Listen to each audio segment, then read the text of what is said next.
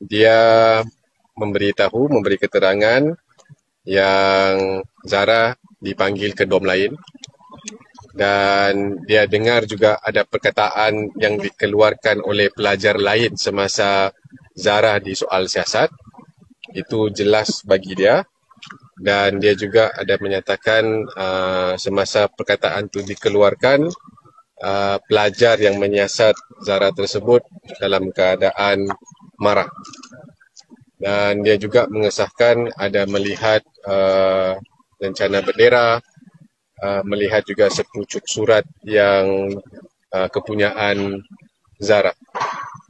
Saksi ini tidak terlalu banyak menceritakan tentang kejadian, sebab sewaktu itu dia bercerita dengan kawan-kawan dia lah pada masa itu.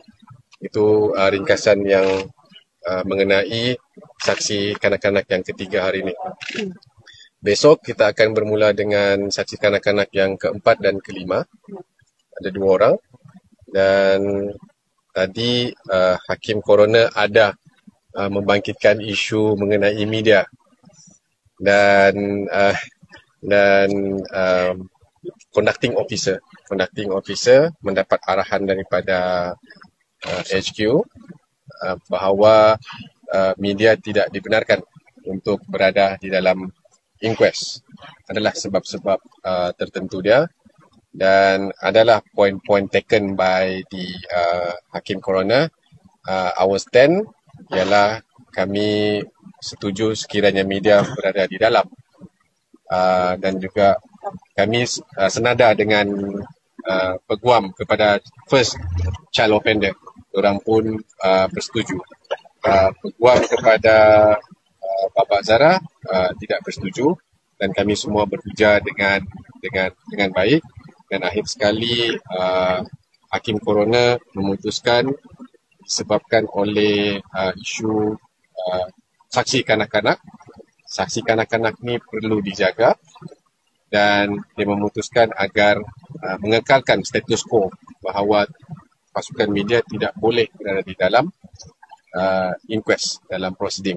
Namun begitu, dia berkata segala info pasal proceeding boleh diperolehi daripada peguam-peguam lah, peguam-peguam yang berada dalam proceeding. Itu yang kedua.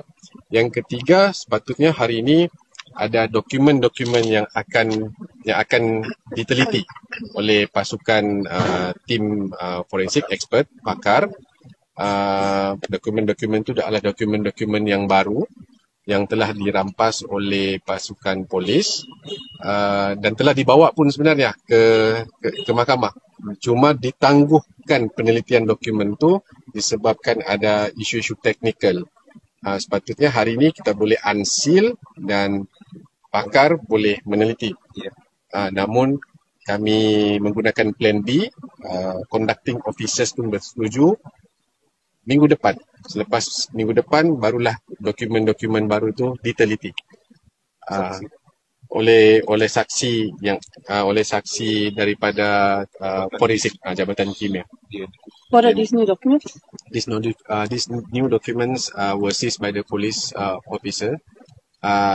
Some documents pertaining to Zara. More related to diaries? Zara. Writing books and writings lah. Textbooks, part of the 27 Yes. items which were seized. I think we counted 10 to 13 handwriting. This is not the ones that have been exhibited already. Belum. Okay. So this is the new fifth lah. Yes, document. yes. New documents that yet to be tendered, to be marked by the court. Termasuk buku Love and Peace lah. Yes. Buku Love and Peace sebenarnya itu dalam dokumen, Dalam bungkusan. dalam bungkusan plastik yang telah dibungkuskan. Sepatutnya hari ini buka dan diteliti oleh pakar, 3 orang pakar, tapi ditangguhkan pada hari lain lah, atas persetujuan pihak kami dan juga conducting officers. So ada anggaran selesai bila untuk dorang teliti? Diorang akan berada di sini sehingga meneliti dokumen sehingga besok, dan akan kembali ke ke Semenanjung, dan kemungkinan besar akan datang semula untuk meneliti dokumen yang akan dibuka oleh saksi dan Jabatan Kimia. Mungkin dalam minggu depan. Ini yang 27 item tu lah. Ya, saya bukan semua. Dalam mungkin 10 ke 15 item saja. Hasan, ada apa-apa soalan? Tidak, tapi kami ada proposal. Okay. Ringkasnya,